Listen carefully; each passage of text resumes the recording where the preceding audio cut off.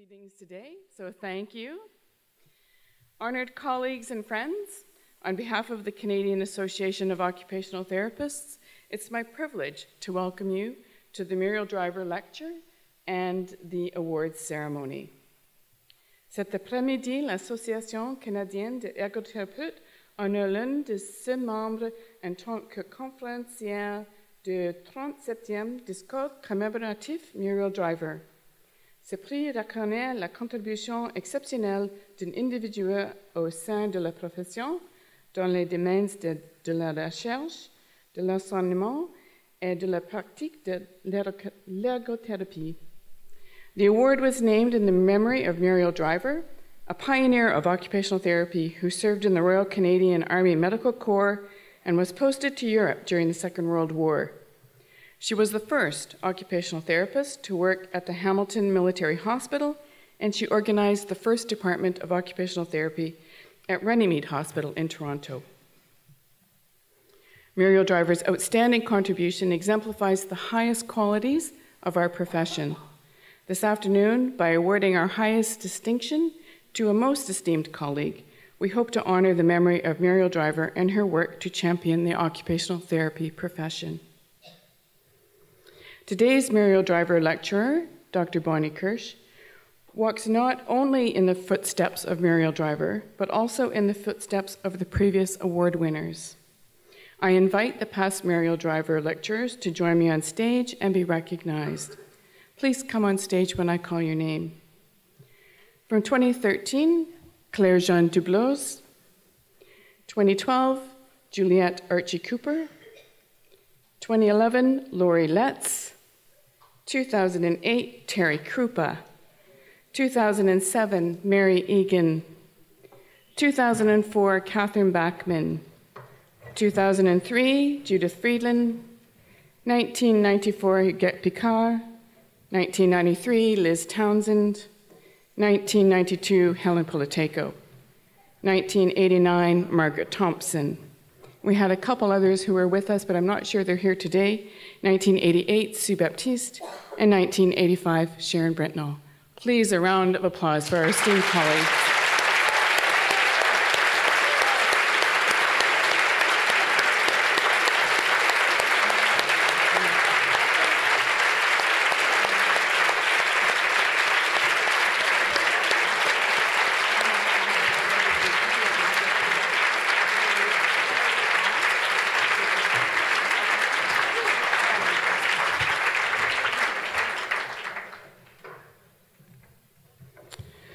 I invite Judith Friedland and Terry Krupa to remain on the stage, as they have done, to introduce this year's honoree.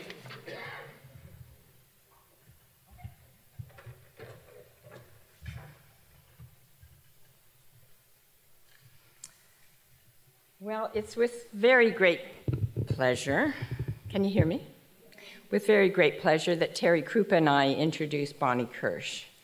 Like Muriel Driver herself, Bonnie's enthusiasm for occupational therapy has inspired students and colleagues alike. For over 3 decades, Bonnie has made an outstanding contribution to our profession through research, education, and the practice of occupational therapy, particularly in the field of mental health.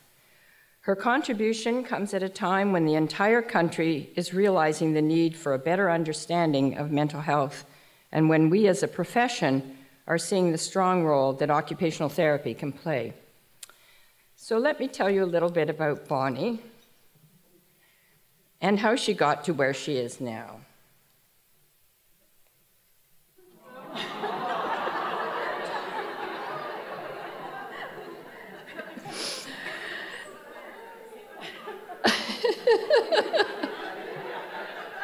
As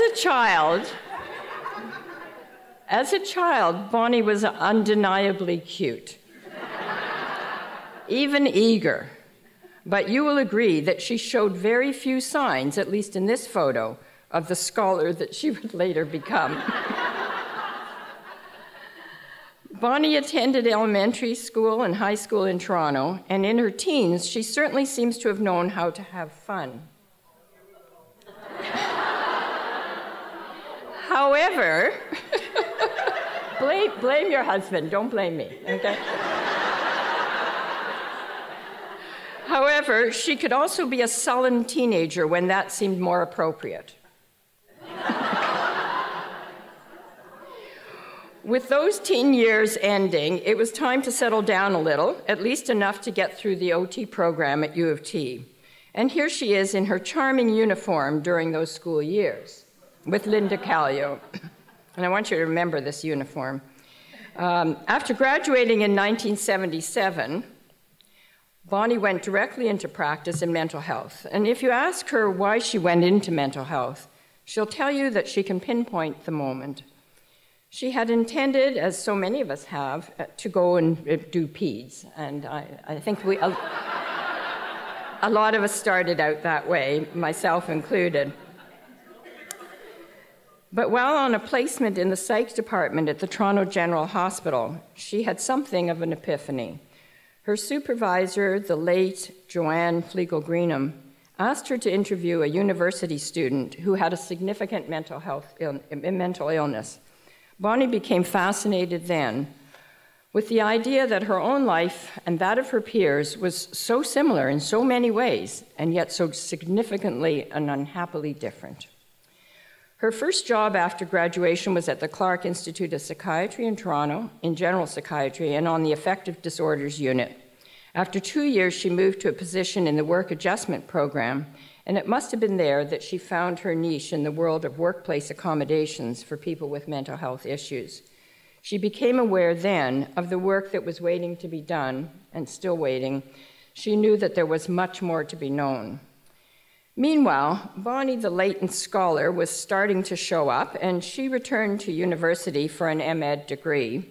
She took a summer course credit in Israel, which included studying different cultures, and part of the program was living with Bedouins in the desert. You can see Bonnie there. As you can see, Bonnie enjoyed that experience too. During that same summer, romance was brewing, and by 1983, Bonnie and married John Hamovich. In the 25 years or so that I've known Bonnie, I don't ever remember seeing her with curly hair. But there she is. 3 amazing children followed thereafter, Adam, Maya, and Emily, and it's wonderful for us to have the whole family here with us today.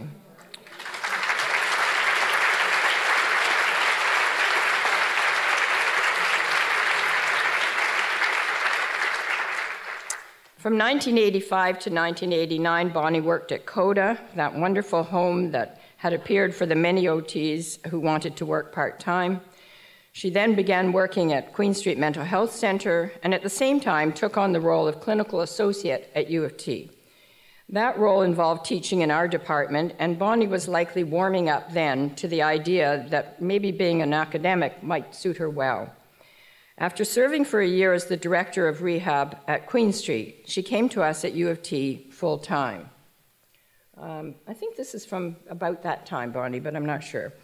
I was the director of our department then, and I guess I must have hired her, so I take some of the...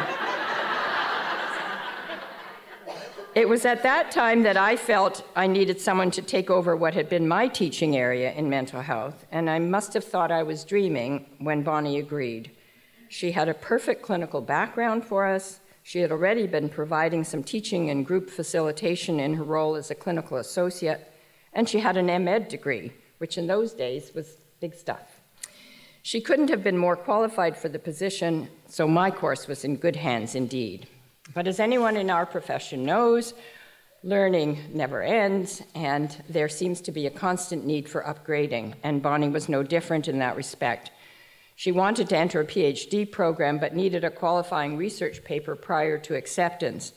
I had the pleasure of supervising her work at that time, and I remember being impressed with her knowledge and passion for her topic. The topic for that paper was Influences on the Process of Work Reintegration, the Consumer Perspective. It was evident then that she was a hard worker and a critical thinker. She could think conceptually while also thinking about the practical application of her work. And that is pretty much how Bonnie is.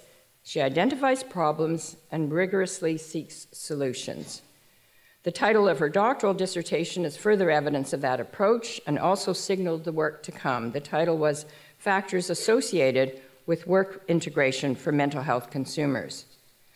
Bonnie completed her PhD in 1999, and that same year moved from the tutor stream into the professorial stream at U of T.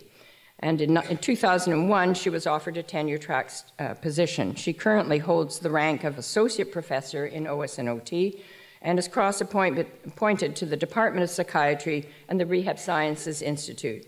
She is also an adjunct professor at Dalhousie and an adjunct scientist at the Institute for Work and Health. Through it all, Bonnie has maintained her pride in OT and, I might add, her sense of fashion. More remarkable, of course, is that she could fit into that uniform, and probably still could, I'm afraid.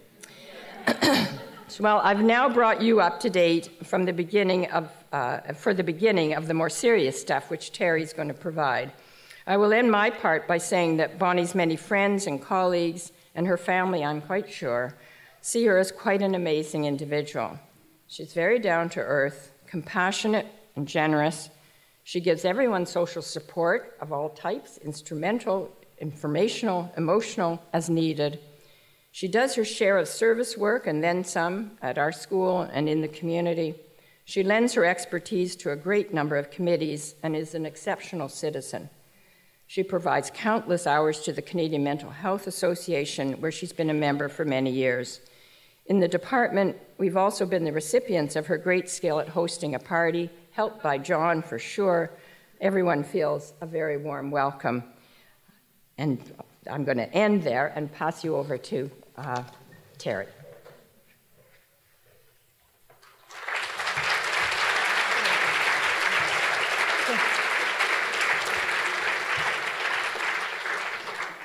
Hi, everybody. So as Judy mentioned, I get the honor of presenting the serious side of Bonnie the scholar, always remembering there's always with a hint of fun that we see there. And you know, just by a quick look at her CV, it would be easy to convince you of her contributions to the knowledge base of our profession and also to the health and social sector more generally, just using some typical metrics that anybody in the research field and the scholarly field knows. So first of all, she's been the recipient of over $26 million in research funding, either as a PI or co-I. I know, I added it up. 26 million is remarkable. Many of those grants are from very prestigious and competitive tri-council federal funding agencies like SSHRC and CIHR, sort of the holy grail of research funding for researchers. She has more than 70 publications in peer-reviewed journals, a book that we joke about in press, many book chapters and non-peer-reviewed articles, and well over 100 presentations or papers delivered at scientific meetings and conferences both nationally and internationally. But those metrics, impressive as they are, they don't really tell you the exact nature of her contributions and how she's significantly advanced the knowledge base of our particular field and beyond. So while her research and scholarly interests have spanned several topics, the main focus of her work that I'm going to talk about today is her work on developing the knowledge base related to work, workers, and workplaces, particularly as they apply to disability with a special but by no means exclusive focus on mental health and mental illness.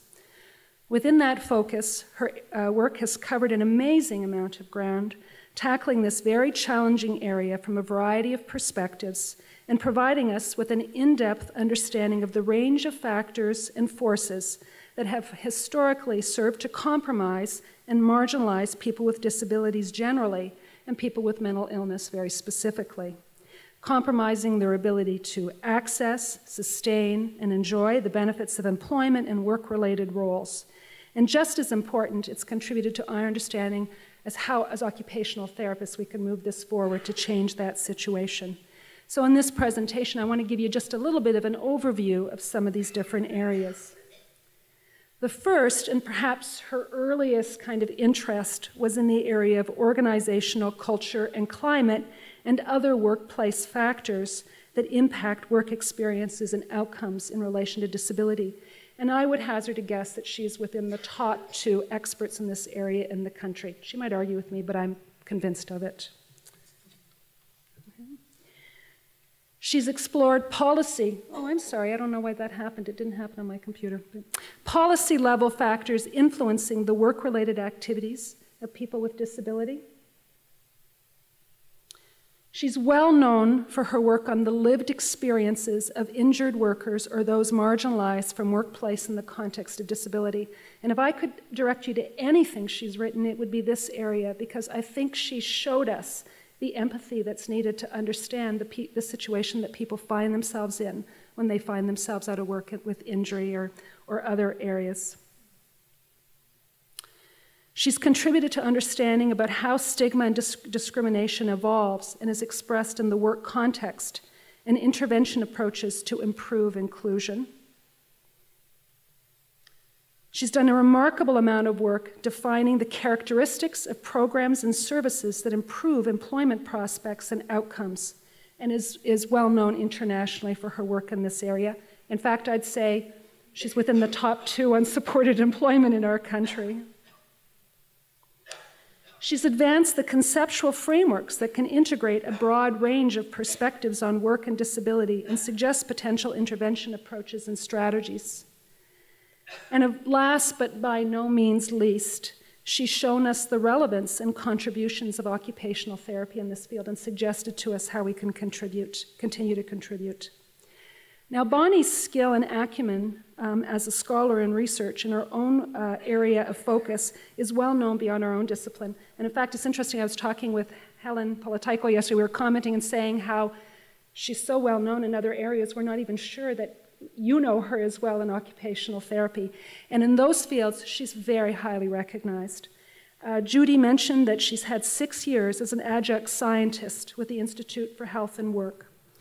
She was appointed by that organization as an educationally influential member of a profession, meaning that she was selected as an individual in recognition of her potential to apply research evidence into practice and to help other researchers and practitioners learn from that evidence. She was appointed to the Workplace Advisory Committee of the Mental Health Commission of Canada, and it's noteworthy she was the only OT in the country that was asked to contribute on any of the Mental Health Commission's foundational structures. She was a lead investigator in the Commission's efforts to address the employment needs of people with serious mental illness who, despite their aspirations to work, are marginalized from the community workforce. She's one of their PIs in the Commission's Opening Minds initiative, which focuses on workplace interventions to reduce stigma and discrimination nationally. And overall, this is work that has led her to being sought out as a public voice for workplace mental health. And there she is with Steve Paikin. I don't know if you caught that, but it was a proud moment.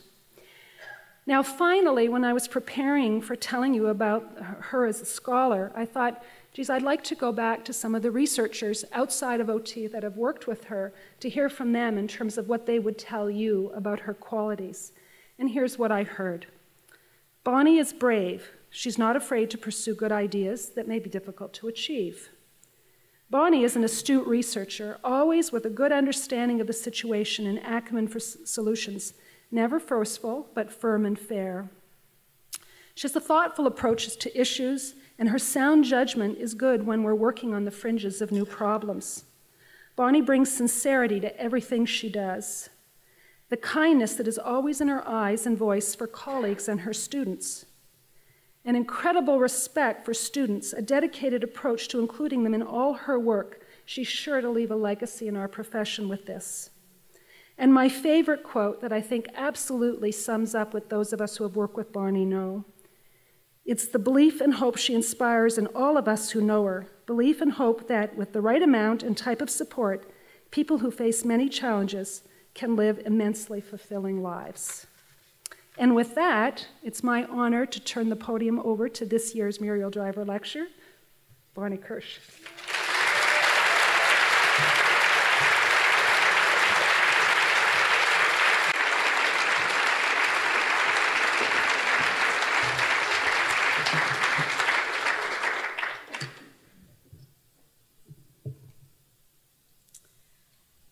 Well, thank thank you doesn't say it, but thank you so much, Judy and Terry. I'm so fortunate to be introduced by the two of you, my very dear colleagues and friends, and of course, Muriel Driver recipients themselves. They have set the bar very high for me, and I count myself very lucky to have had them so close by my side all these years, so thank you. I'm very honored to be delivering this year's Muriel Driver Lecture. I would like to thank my colleagues at the University of Toronto and across the country who have inspired me, as well as my current and former students from whom I have learned so much. Je suis très honorée de prononcer le discours Muriel Driver.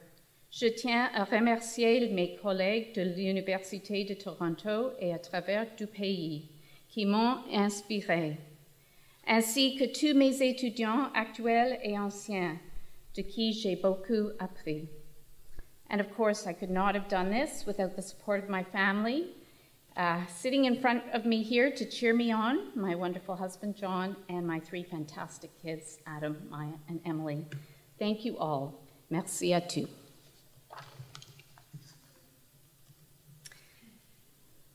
For some time now, occupational scientists and occupational therapists have been reflecting on how we can become a more socially and politically responsible discipline.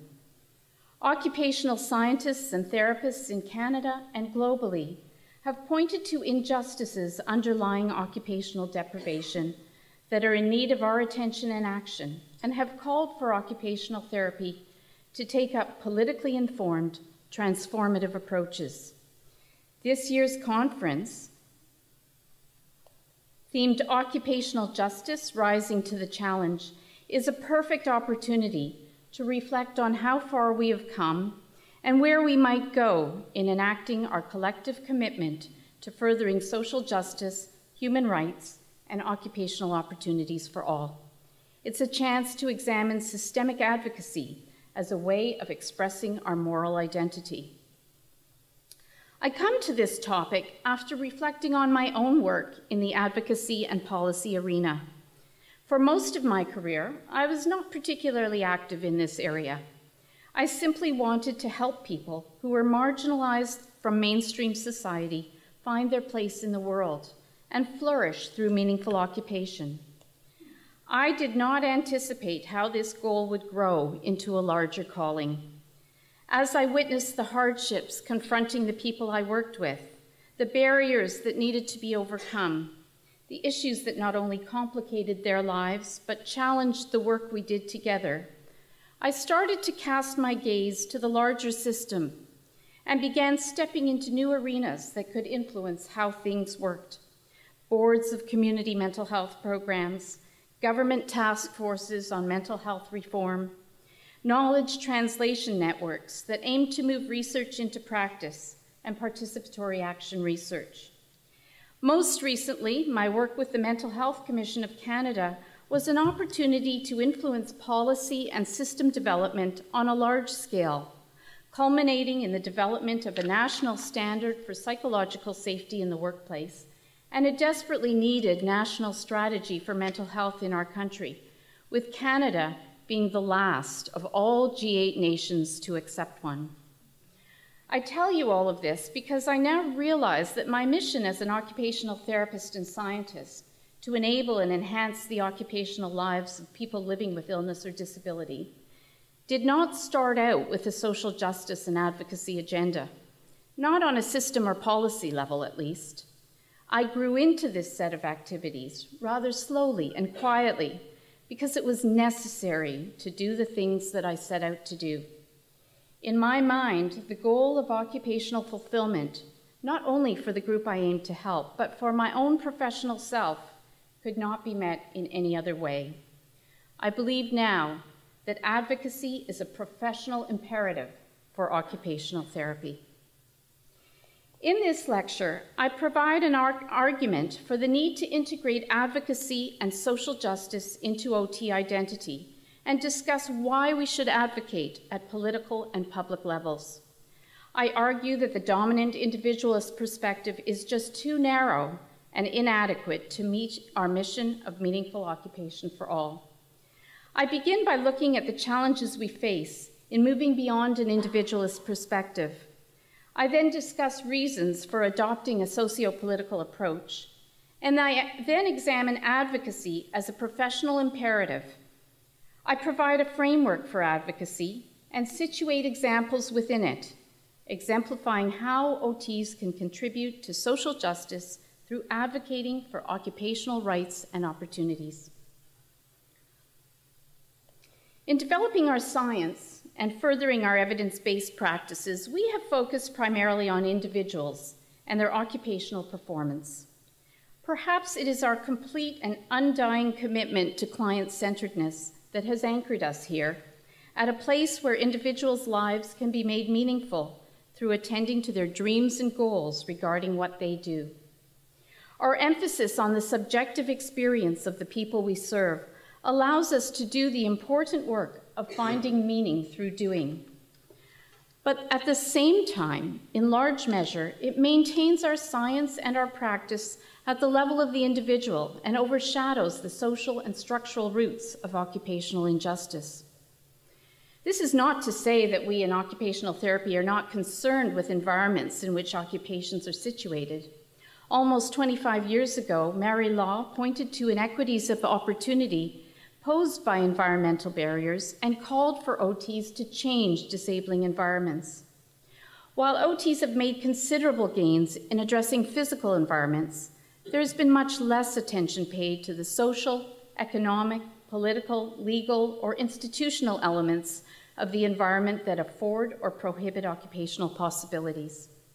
Only in the last few years have we started to show our concern for issues of inequitable environmental constraints of this nature.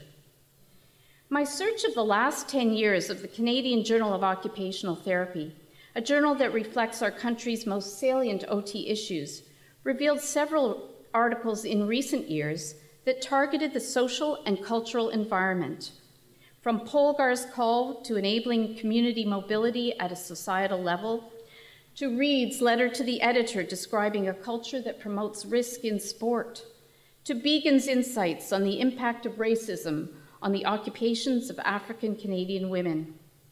These papers and others encourage us to expand our traditional conceptualizations of the environment beyond the physical and beyond the immediate context in which individuals carry out their daily occupations to address the larger social, institutional, and political ones that determine occupational restrictions and possibilities. The heightening sensibility around our commitment to social and occupational justice has fueled the dilemma of how to balance our work between helping individuals who are facing disruptions in their occupational lives and addressing systems and structures that prevent them from moving forward. It has highlighted the schism between the theoretical commitment of occupational therapy, which calls for increased work with communities and societies, and its practice, which grapples with how to enable occupation at these levels.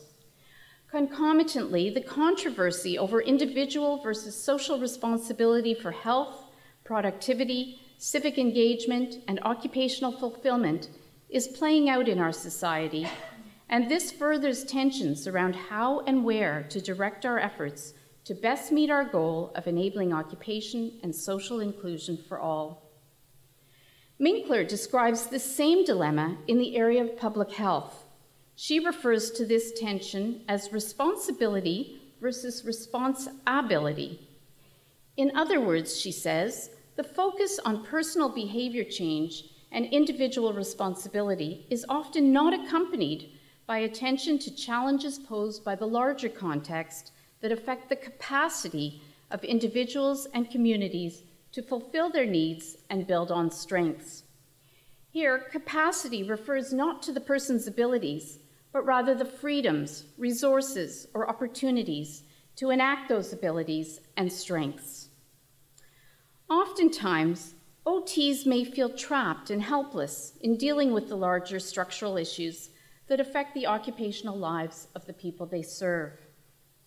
Recently, I spent some time in the United States at a top-tier university OT program and became familiar with the remarkable work that they do in the area of homelessness.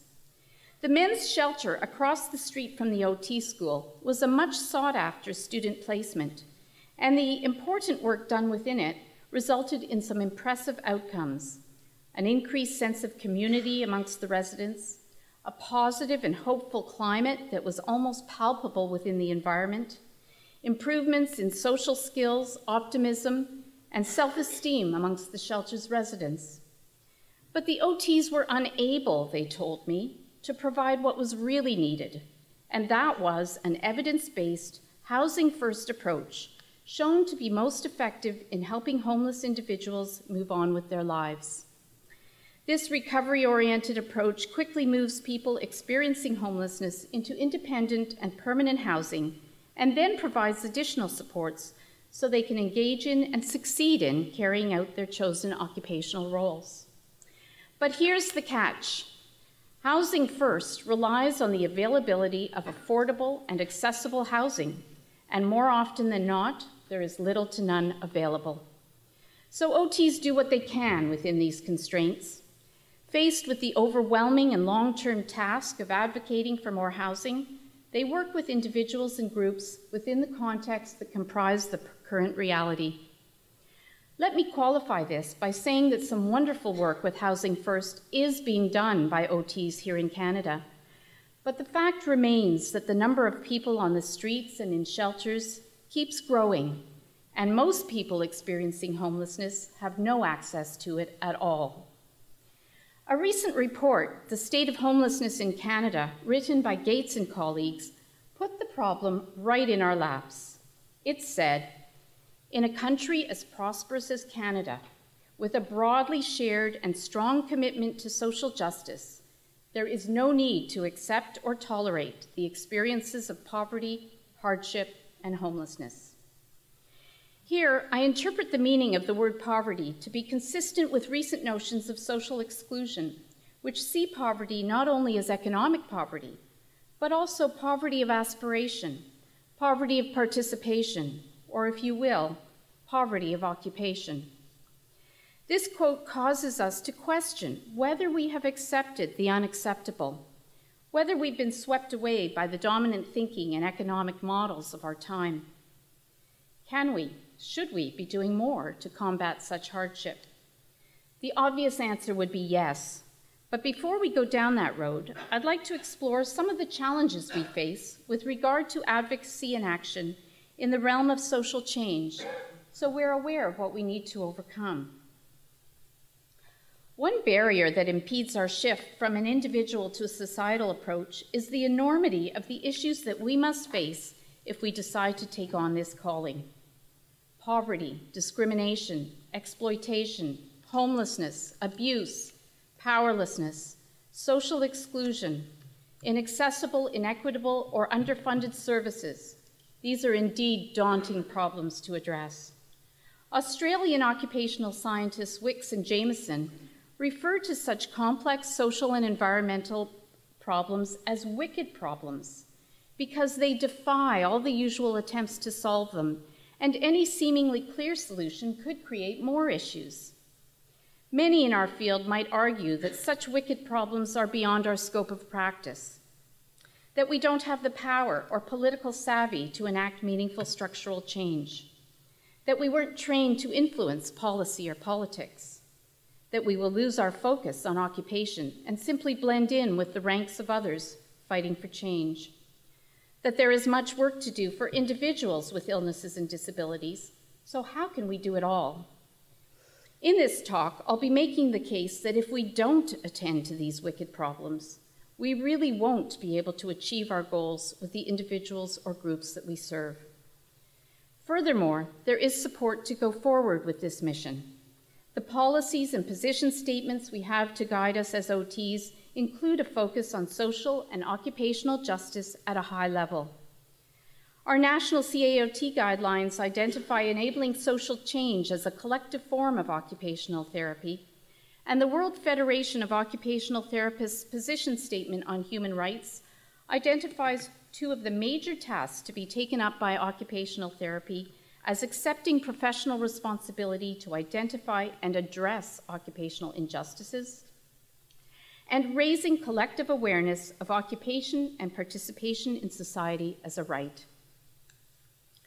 We need to decide if we as OTs wish to be agents of social transformation by expanding the boundaries of our professional practice in new and challenging areas. A second challenge to becoming a more socially and politically engaged profession has been noted by occupational science and occupational therapy scholars who have examined our practice from a critical lens. They've pointed out that the social vision of OT has been narrowed by the need to comply with particular managerial approaches to the health professions, and with medical approaches to health, disability, and well-being in particular. In her text, Good Intentions Overruled, Townsend highlighted how we as OTs, on the one hand, promote empowerment for marginalized people and groups, and on the other hand, have those efforts undermined by predominant institutional forces, such as a concern for accountability, budgeting, and hierarchical decision-making. External structures can narrow our focus as they overrule both personal and professional values and intentions, and stifle advocacy objectives in our field. Power dynamics are organized in such a way that biomedical principles have long been privileged. Although the situation is changing, we have been, in the words of Lomas, colonized by the individualist ethics of medicine and economics, and this has obstructed social and political change. This theme has echoed through the last several decades across various practice contexts. As far back as the late 80s, Magelis pointed out that conflicting power dynamics may push socially committed occupational therapists to the margins in the same way that the communities within which they work are disenfranchised. A third force promoting an individualistic approach in our field, as opposed to a social or structural one, is our current political climate of neoliberalism. Within our neoliberal context, social issues are configured as individual problems and responsibilities, and independence and self-sufficiency are upheld as prime values. Our current government has conveyed the message that problems of oppression and exclusion are not social phenomena, but rather individual acts. Take, for example, our Prime Minister's comments in response to the death of Tina Fontaine, a First Nations girl whose murder sparked calls for an inquiry into Canada's missing and murdered Aboriginal women and girls. Harper argued that an inquiry was not needed because this is not a, quote, sociological phenomenon, but simply a series of individual crimes.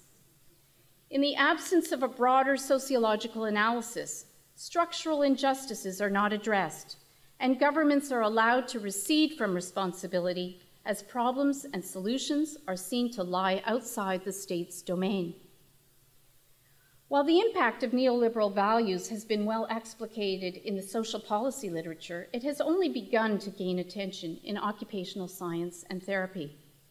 La Liberté Rudman described the way in which we individualize the social and articulated her concerns that this obscures the economic, political, and other social factors that shape inequities in occupational opportunities. Gewertz and colleagues demonstrated how neoliberal principles, which valorize self-sufficiency, become embedded into disability support programs and influence service providers to intervene in ways that place responsibility for work and economic survival on the individual. This neoliberal political frame shapes the institutions in which we practice, the discourse in which we participate, and the priorities we set. By painting social problems as individual ones, it minimizes the sense of social responsibility that we need to address structural barriers to occupation. I argue that the dominant individualist perspective is too narrow and inadequate to meet our mission of meaningful occupation for all, as it fails to promote an understanding of institutional and systemic inequality that governs people's occupational lives. We need to adopt a broader socio-political approach for at least 3 reasons. 1, occupation is not an individual issue.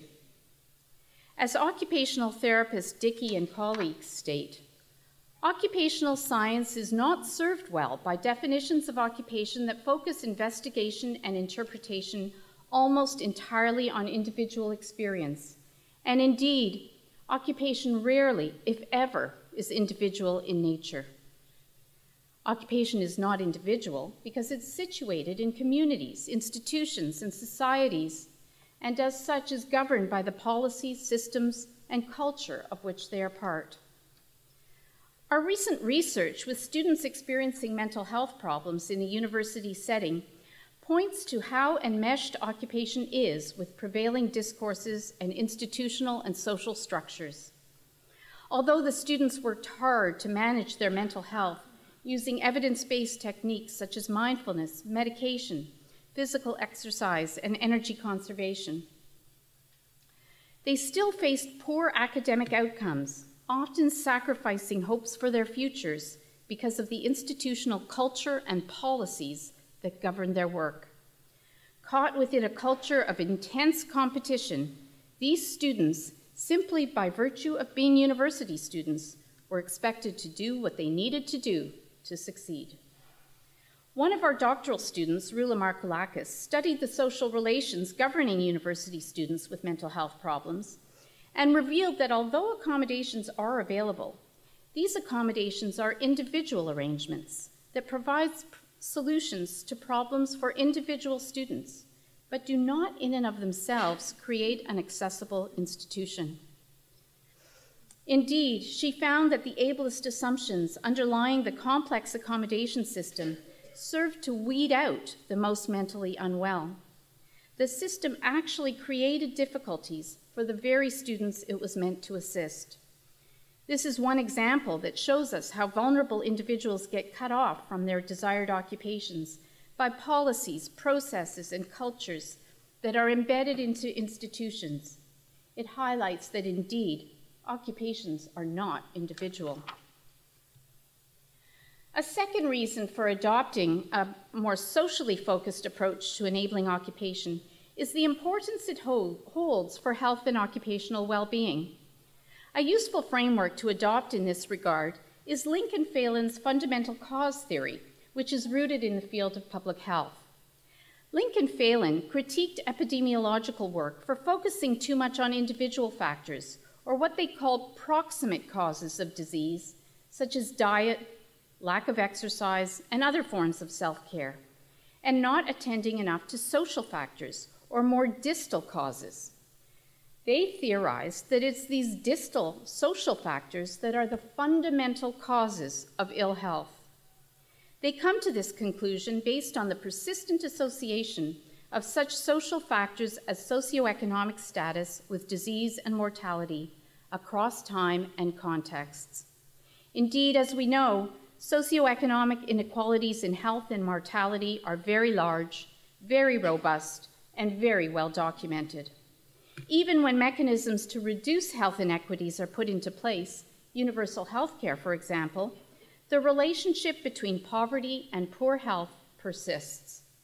Lincoln Phelan were determined to understand why conditions that should eliminate or reduce inequities seem not to.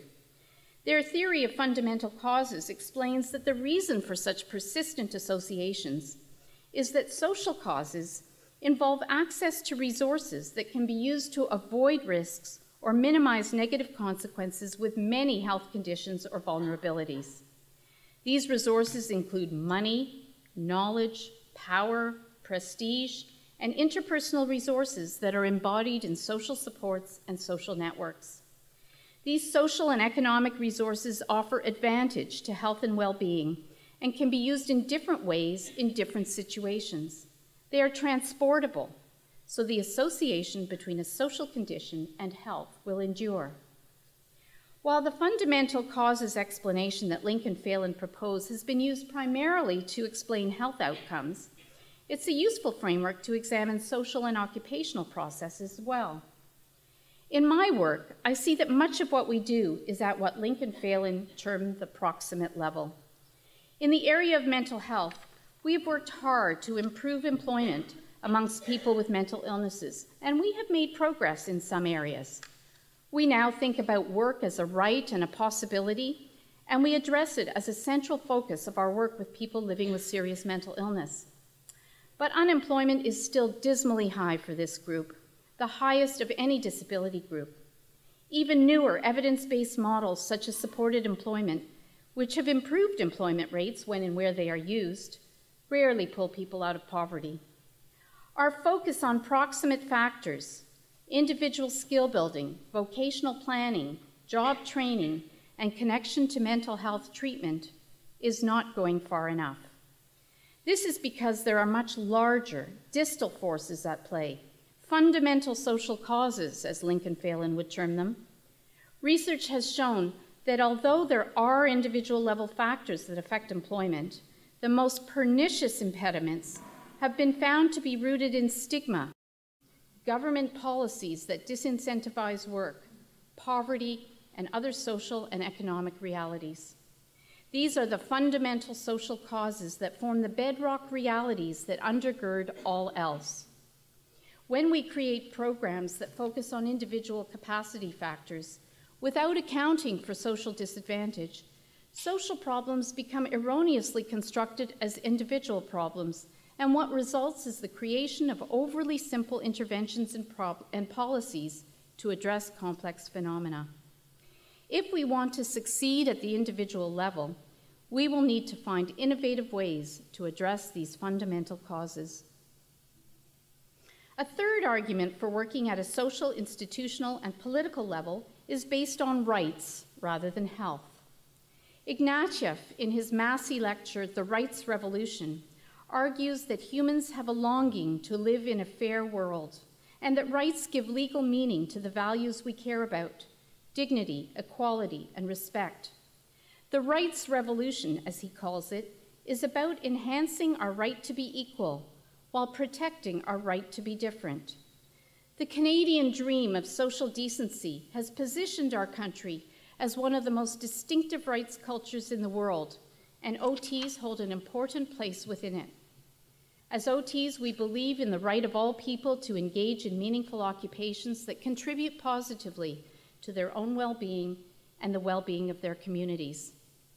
But who benefits in society, who has access to occupations that create the fabric of a good life, has much to do with power. Powerful members of society's dominant group take for granted the social policies of which they are beneficiaries, while rights are denied to millions of people who are marginalized based on their ability, health status, race, sexual orientation, age, gender, etc. They experience discrimination on a daily basis with respect to education, housing, employment, transportation, and social participation. Engagement in occupation thus becomes a political issue. Occupational scientists, Pereira, Whiteford, and earlier this week Hawking, for example, have implored us to critically interrogate societal influences on occupation and participation, to reveal inequities produced through the taken-for-granted ways in which institutions and society as a whole are structured. Scholarship in the field is growing around this issue, but as occupational therapist Fleming Cottrell states, occupational therapists have historically shown limited response to entrenched societal constraints and discriminatory policies.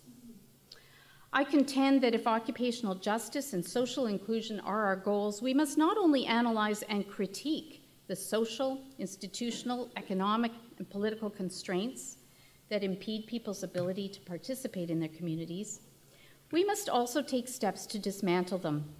For occupational therapy to become a profession committed to attaining occupational rights, we will require political engagement with those issues that limit people's equitable opportunities and resources. We must become more assertive about transforming our values and beliefs into action. With this mission in mind, advocacy takes center stage. If we are to adopt a practice grounded in inclusiveness that promotes universal access and equity as a mode of thinking, a therapeutic tool, and an ethical responsibility, then advocacy must be an essential component. Advocacy has the capacity to bridge the gap between social forces and individual experiences, and between the world of policymakers and the lives of our clients. Advocacy work can take place at the level of cases or causes. Case advocacy involves representing vulnerable individuals or groups with the aim of promoting their rights and opportunities. Cause advocacy acknowledges that structural factors need to be addressed to create occupational opportunities for all. In OT, we most often operationalize advocacy at the level of cases. Dylan and colleagues studied how and why OTs are involved in advocacy and found that most often, occupational therapists advocate for individual clients on a case-by-case basis as part of their client-centered practice, rather than creating change at the level of social policy and political action. There is a CAOT definition of advocacy that moves us towards the level of causes. It states that advocacy is a political process performed by an individual or group that aims to influence public policy and resource allocation decisions within political, economic, social systems, and institutions. The very existence of a definition of this nature suggests that we are well positioned to be facilitating change at the level of organizations, systems, and society. Moving into the realm of advocacy in this larger sense involves speaking out against inequity and inequality, mobilizing evidence to influence policy and practice, and participating directly and indirectly in political and institutional processes. Historically, there are some fine examples of OT advocacy as a means of translating our core values into socio-political action. In the US, occupational therapist Beatrice Wade worked with veterans groups to amend the 1920 Vocational Rehabilitation Act because it excluded persons with mental illnesses. Their efforts were finally successful over a decade later when President Franklin D. Roosevelt signed an amendment to Public Law 113, extending vocational rehab benefits to veterans with mental illness. American occupational therapist Fleming Cottrell writes about Wade, describing her as a classic example of an occupational therapist dedicated to our profession's holistic roots and involved in social change.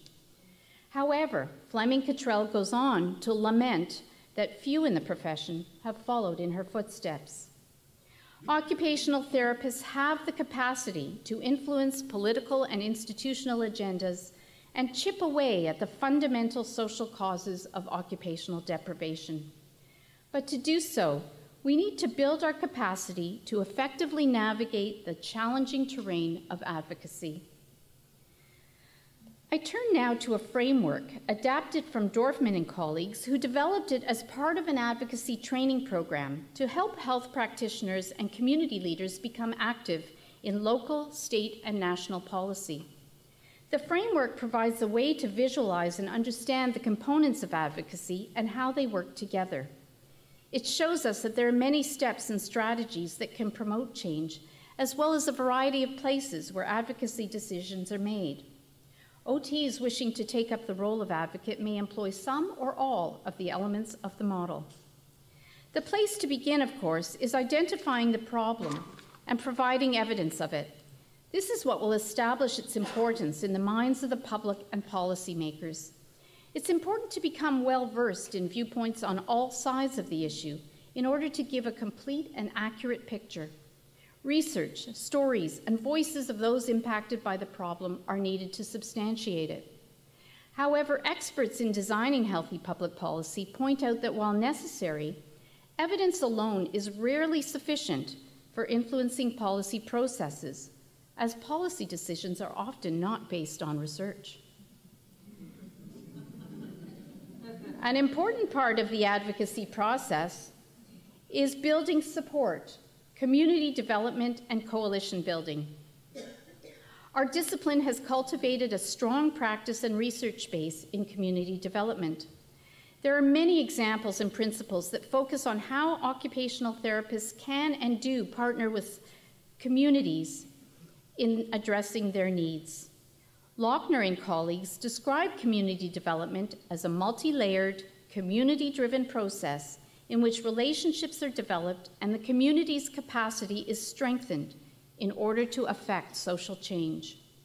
In community development, power relationships are closely attended to, so there is shared accountability and responsibility.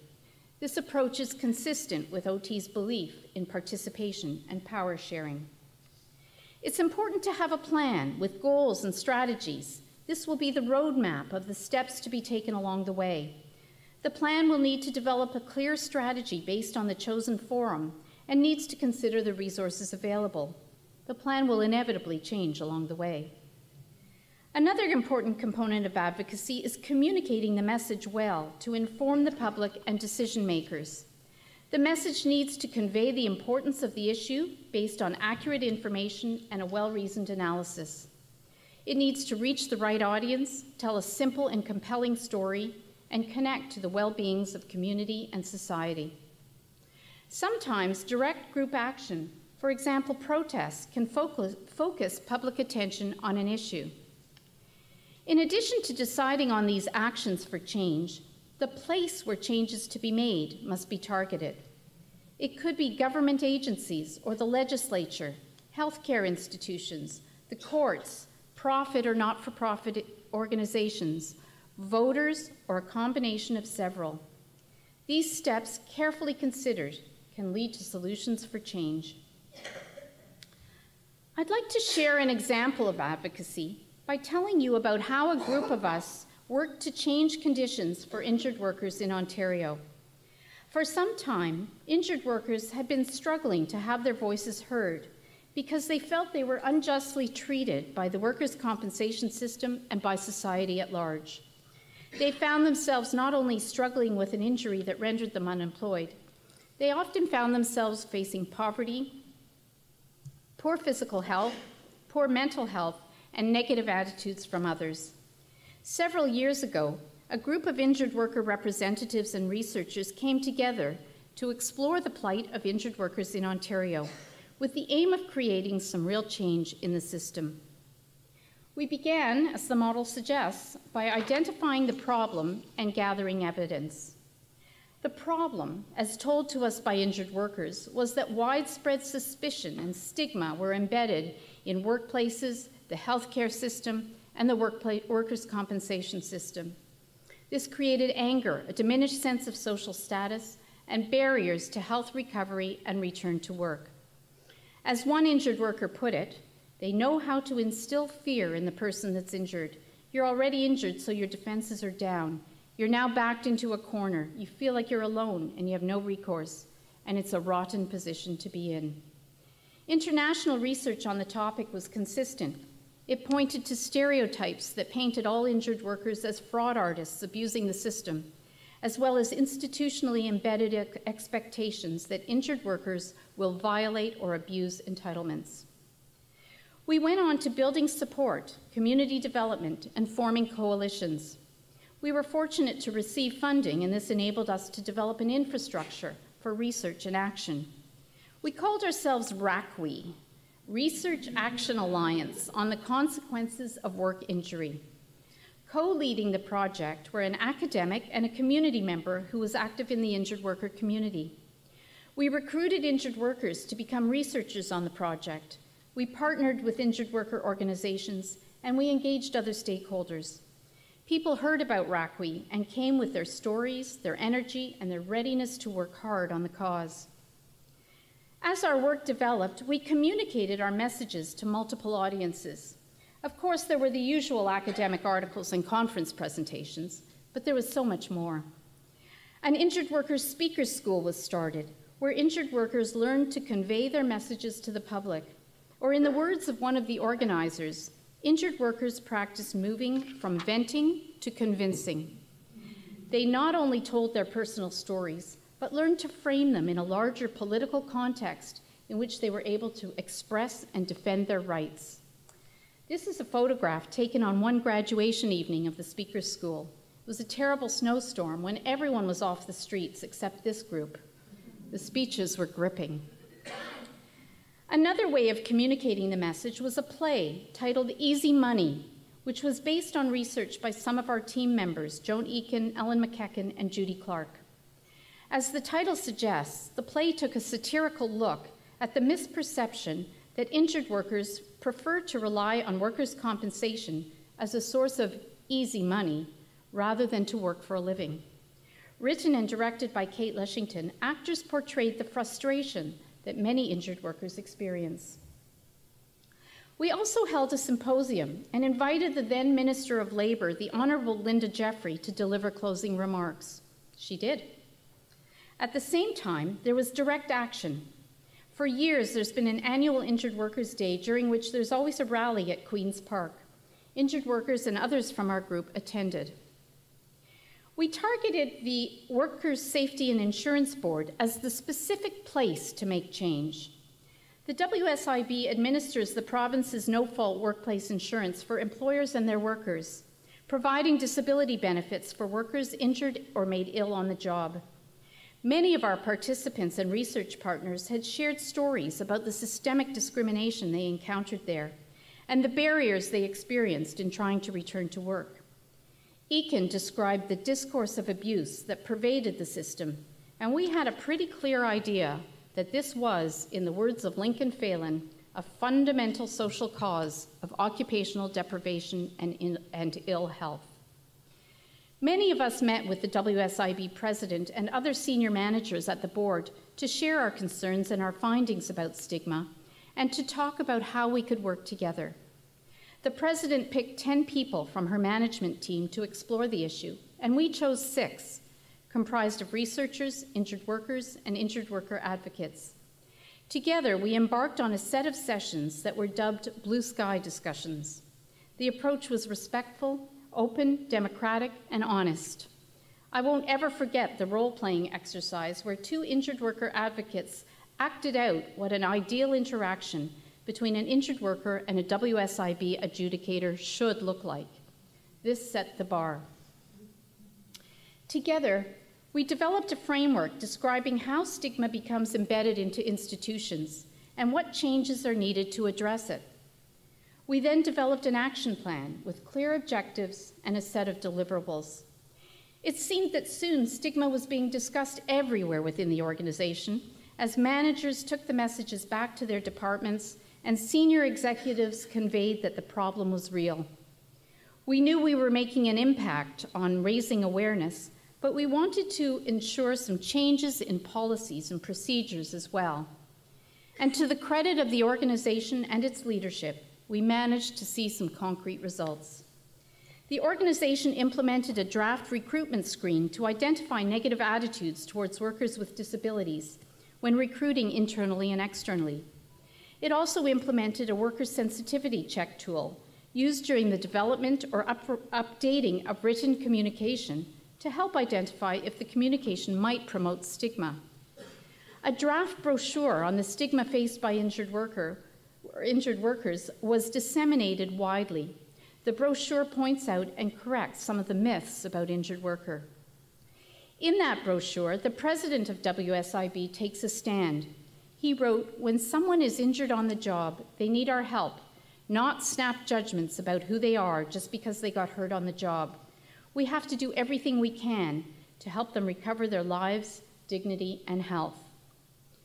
Finally, an e-learning course on stigma aimed at reducing negative attitudes and behaviors towards injured workers was embedded into the competency training that all WSIB staff complete as part of their performance evaluations. These changes, new policies on recruitment, orientation, and training of staff, new systems for corporate communication within the organization, and new tools and procedures for the creation and approval of documents were all put into place to shift the culture and social relations that governed how injured workers were treated by the system.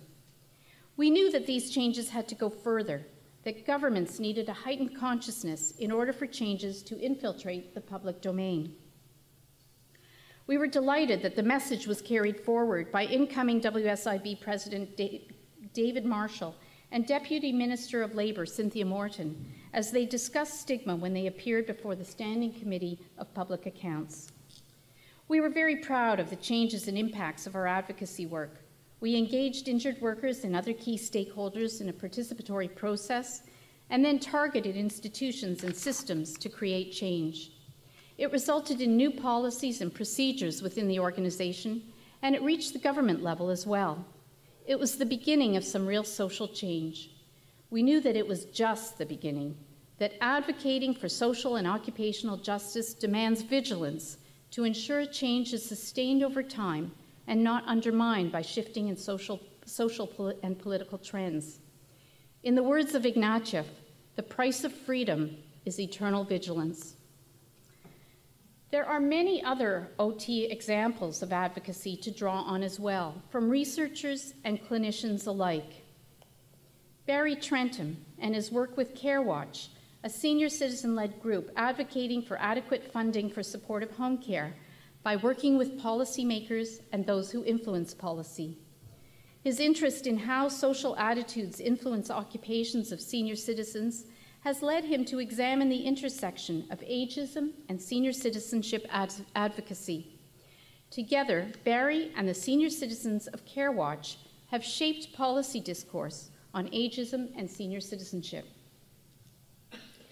Karen Ribeiro-Gruel in Northern Ontario recognized that policies and programs that are meant to help people with mental illness be successful in their employment goals are actually a barrier to those most needing support.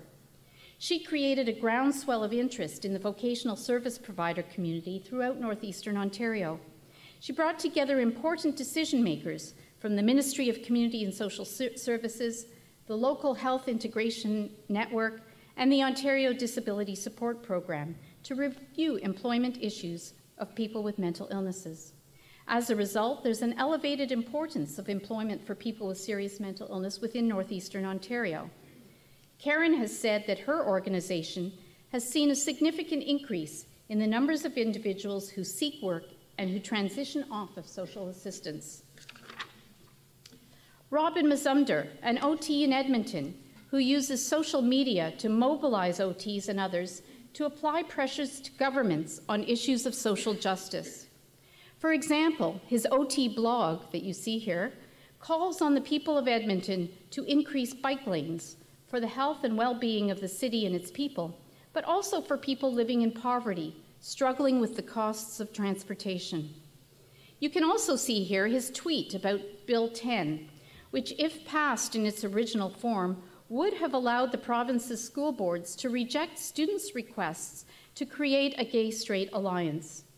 The bill was amended to protect gay youth and enable these peer support groups to form. Where to go from here?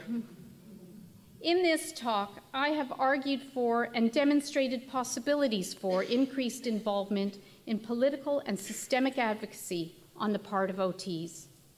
Promoting social change through advocacy is a collective responsibility and one that can be taken up by OTs in any research or practice role or capacity. The time is ripe and the opportunities are many for expansion of our efforts in this realm. Enhancing our commitment to social change through advocacy must become part of the process of professional socialization by equipping ourselves with the analytic and practical tools necessary to undertake this calling. We need to address and develop a new set of competencies in our educational programs and in our professional development. We need to become knowledgeable in community and coalition development, the structure and function of political systems, policy analysis, conflict resolution, and systems change principles, including how power distribution and decision-making processes unfold. We need new platforms for communication. We might want to become more astute in using the media, especially social media, for advocacy purposes. We need conferences, such as this one, newsletters, task forces, and awards for work in the advocacy arena. Most of all, we need to embrace a sense of self-confident idealism, reflected in a strong belief that our investment in advocacy will make the world a better place. Occupational therapy is a visionary discipline. Occupational justice is our most ambitious enterprise, and advocacy is one of its key strategies. In closing, I'll return to a question I asked earlier in this talk. Have we accepted the unacceptable? I propose our collective response could be a quote from political activist Angela Davis, posted on Robin's blog. I am no longer accepting things I cannot change. I'm changing things I cannot accept. Thank you.